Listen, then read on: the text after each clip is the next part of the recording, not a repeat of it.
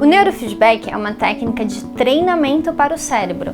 Ele é utilizado tanto para potencializar o que você já tem de bom, as suas próprias capacidades, como para ajudar num processo de autorregulação, onde a pessoa melhora algumas queixas associadas ou a transtornos ou a dificuldades pessoais pelas quais ela está passando.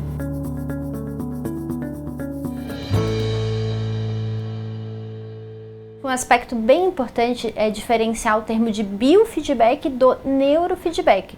Geralmente, quando a gente fala biofeedback, se refere a uma proposta ampla de autorregulação de respostas fisiológicas. Ela pode ser tanto respostas do sistema nervoso periférico, como por exemplo o seu batimento cardíaco, a resposta galvânica da pele, que é uma resposta de ansiedade, ou até mesmo uma resposta muscular, por exemplo, quando eu contraio voluntariamente o meu músculo. Já o neurofeedback se fala sobre variáveis do sistema nervoso central, ou seja, do seu cérebro. Então, pode ser o seu padrão de onda ou o fluxo sanguíneo que irriga todo o seu cérebro e que, na verdade, atua diretamente no seu funcionamento. Qual que é a grande diferença? Que em 1969, quando foi cunhado o termo biofeedback, ele era utilizado para tudo, então eu tinha que especificar o biofeedback que eu estava fazendo. Podia ser o EEG biofeedback, que era de respostas eletroencefalográficas, ou de variabilidade da frequência cardíaca, por exemplo, que o termo em inglês é HRV. Já hoje, como o neurofeedback ganhou uma expansão e um investimento muito maior, tanto em tecnologias quanto em estudos, quando a gente fala neurofeedback, é sempre do seu cérebro. Ou seja, se eu falar neurofeedback cardíaco, eu estou falando errado. Mas se eu falo biofeedback do cérebro, eu estou falando corretamente. O início dos estudos em neurofeedback tem muito a ver com o momento teórico e intelectual da época. Então, na área da psicologia experimental, eles queriam investigar as reações internas das pessoas. Então, por exemplo, Joe Kamiya, que estava trabalhando com a eletroencefalografia, que nos anos 60 estava começando a pesquisar, entender o que é onda alfa, mensurar respostas do cérebro, que é uma resposta elétrica, a resposta eletroencefalográfica, ele observou que existia esse padrão de onda, que era denominado alfa. E as investigações do Joe Kamiya envolviam a compreensão, o entendimento da reatividade de alfa. Será que ele, quando abre os olhos, quando fecha os olhos? Então, essa onda, que se chama alfa, quando você fecha os olhos, ela aumenta de intensidade. E ele observava isso, que em algumas pessoas o alfa era constante, em algumas pessoas ela vinha e voltava, e algumas pessoas não produziam alfa. Com o tempo ele percebeu que a ativação de alfa tem a ver com os estados internos, ou seja, pessoas com mais ansiosas, elas têm mais dificuldade de produzir alfa. E ele ficou pensando, será que se eu der uma dica para a pessoa de como produzir esse alfa, eu consigo alterar uma resposta fisiológica? E foi daí que surgiu a autorregulação. Então ele inseria uma nota musical quando a pessoa produzia ou aumentava a intensidade do alfa, e isso dava para ela um feedback do estado interno que ela tinha que produzir. Com o tempo, as pessoas aumentavam a produção de alfa e começaram a trazer respostas comportamentais de bem-estar, de sensação de silêncio na mente, de uma paz interna. Um outro estudo muito interessante nessa área do neurofeedback foi o estudo do Stearman, no que a gente chama hoje de ritmo sensório-motor. O Stearman observou que os gatos, ao esperarem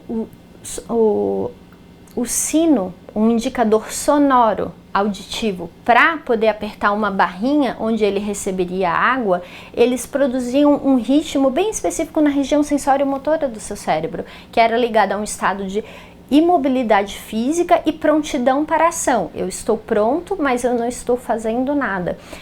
E com o tempo, ele observou que você podia treinar o gato para receber esse reforço da água, não após ele ouvir o sino, mas em associação ao quanto desse ritmo ele produzia, o ritmo sensório-motor. Sabe o que é mais interessante? Que um tempo depois a NASA solicitou a vários grupos americanos, incluindo o grupo do Stearman, gatos, para fazerem um estudo com foguetes, porque o combustível do foguete era tóxico e eles sabiam que poderiam produzir respostas epiléticas, convulsões em pessoas que não tinham epilepsias. Com o tempo desse estudo da NASA, eles observaram que tinha um grupo de gatos que não tinha uma resposta tão intensa a intoxicação pelo gás, e a convulsão que eles tinham, ela tinha uma menor intensidade, ela durava menos.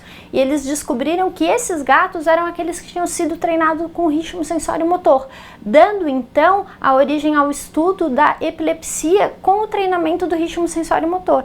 Mais para frente, alguns anos depois, o Stearman e o Luber começaram a estudar essa resposta de ritmo sensório-motor em associação ao TDAH, que é o transtorno de déficit de atenção. E hoje esse é um dos treinos mais utilizados para que as pessoas desenvolvam foco e prontidão.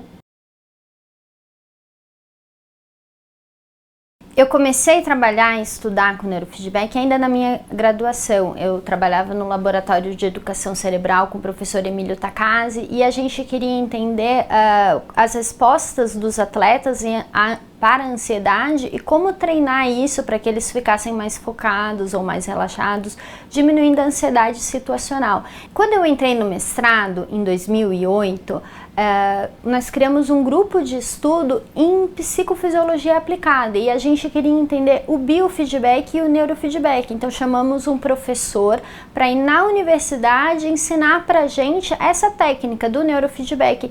Dali para frente eu fiz algumas propostas com o doutorado aqui na Universidade de São Paulo e ganhei um prêmio para ir para a Universidade de Stanford, estudar as reações fisiológicas das crianças durante os processos de aprendizado.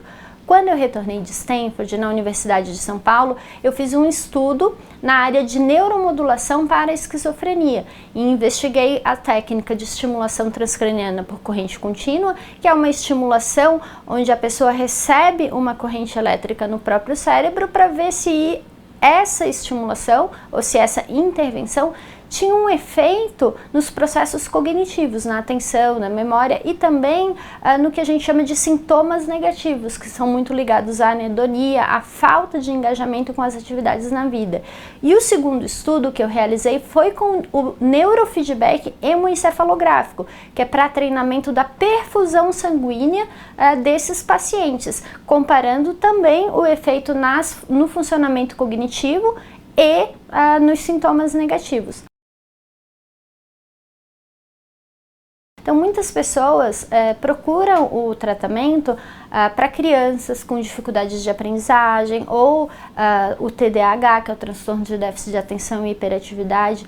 É interessante saber que as pesquisas científicas demonstram que a Ritalina tem eficácia para um grupo de pessoas com transtornos de déficit de atenção e hiperatividade, e as mesmas pessoas que respondem ao tratamento com a Ritalina, elas também respondem ao neurofeedback com a mesma eficácia. A grande diferença é que o neurofeedback, por ser um treinamento, uma aprendizagem de autorregulação, ela tem efeitos duradouros, onde a pessoa desenvolve estratégias internas e continua com os benefícios ao longo do tempo, né? Então, é uma alternativa para pais, por exemplo, que não gostariam de tratar seus filhos com medicação, ou de pessoas que já tentaram a medicação e têm efeitos colaterais, não se adaptam, estão com dificuldades nessa intervenção. Outro grupo de crianças que eu trabalho muito são as crianças com autismo. Claro, uma criança com autismo, ela não vai deixar de ser autista por fazer um treinamento para o cérebro, mas ela melhora muito no desenvolvimento de habilidades, incluindo habilidades verbais, habilidades sociais e a comunicação. Tenho casos excelentes aqui no consultório de crianças de 5, 10, 12 anos com uma resposta muito boa ao tratamento. Tem vários casos de sucesso para contar para vocês, mas eu vou contar hoje de um menininho com autismo. Quando ele iniciou o tratamento no ano passado, ele tinha de 4 para 5 anos. O autismo, ele é um transtorno com várias características. O modo de funcionamento de uma pessoa autista, ela é muito diferente do funcionamento do que a gente chama de neurotípico, que são as crianças com desenvolvimento dentro da margem esperada para o desenvolvimento de acordo com a idade. E no autismo você tem algumas dificuldades no desenvolvimento envolvendo socialização, linguagem, processamento das emoções. No caso desse menino, ele já tinha um apoio de profissionais como psicólogos, fonoaudiólogos, psicopedagogos que trabalhavam o desenvolvimento de habilidades. No entanto, todos se queixavam que ele sustentava muito pouco atenção. E a mãe tinha um acompanhamento com a psiquiatra que sugeriu a Ritalina para ele, para melhorar o foco atencional dele, para melhorar a capacidade dele de receber essas informações, esses estímulos dos tratamentos que ele fazia. No entanto, a mãe não queria utilizar a medicação com ele e começou a procurar alternativas. Foi onde ela chegou em mim para fazer o treinamento com o neurofeedback.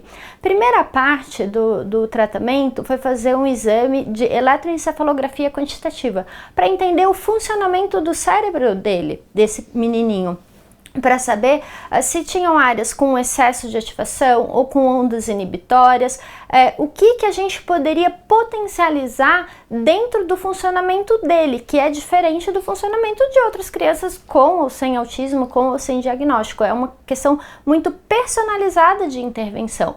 Escolhidas as regiões a serem trabalhadas, nós começamos um processo 2 vezes por semana com o objetivo de trabalhar algumas regiões e alguns padrões de ondas do cérebro dele.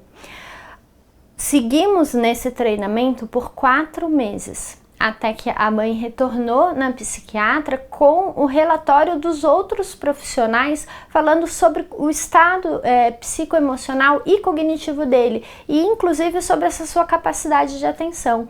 Hoje, esse paciente não toma remédio, a psiquiatra concordou que ele tinha melhorado nas suas funções atencionais, na sua função de concentração, e ele está respondendo muito mais rápido aos tratamentos. Inclusive, ele já está verbalizando melhor, se comunicando melhor, fazendo escolhas.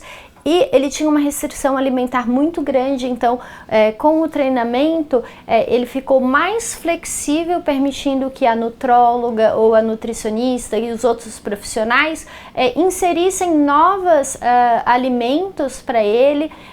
Recentemente os pais fizeram uma viagem para Disney e muitas crianças não conseguem ficar em ambientes tumultuados, com muitas pessoas, e o passeio foi perfeito, não tiveram nenhuma queixa de comportamento, foi ótimo, todo mundo encara o tratamento dele como um caso de sucesso.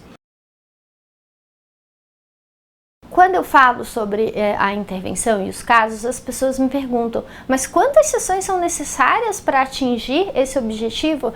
No caso específico desse menino com autismo, nós optamos de não interromper o tratamento e de fazer o que a gente chama de manutenção. Então hoje o treinamento ele ocorre 1 vez por semana e a gente tem mudado o foco, o objetivo de acordo com o desenvolvimento dele. A gente sabe que uma criança com autismo, ela sempre vai poder melhorar alguma coisa na área de socialização ou de comunicação e a gente tem trabalhado com esse foco. No entanto, questões como, por exemplo, TDAH ou transtornos específicos de aprendizagem, as pessoas percebem as respostas, uma melhora em torno de 10, 15 sessões, mas se você parar, assim que você começar a melhorar, é como você começar uma dieta e parar quando você perdeu 1 quilo. O seu corpo ainda não estabeleceu aquela via que vai fazer a manutenção desse novo caminho, ou se fosse no caso alimentar, desse novo hábito alimentar, e isso ele não se consolida como uma prática. Então, o que a literatura sugere e o que a gente tem visto na clínica é que uma média de 30 sessões são necessárias para você consolidar essas novas aprendizagens, porque é isso, o neurofeedback é um treinamento de aprendizagem. E para alguns casos você vai precisar de 50 sessões ou fazer uma manutenção mais prolongada, como por exemplo nesse caso de autismo, ou se a gente for pensar num outro extremo de pessoas que já estão com idade avançada e querem prevenir um declínio cognitivo, não há uma orientação direta de parar quando eu alcanço o meu primeiro objetivo, mas sim de manter a intervenção para um treinamento, um desenvolvimento mais saudável. Então, o mais importante é a gente saber para onde a gente quer ir, o que a gente quer alcançar, para poder determinar esse programa de treinamento.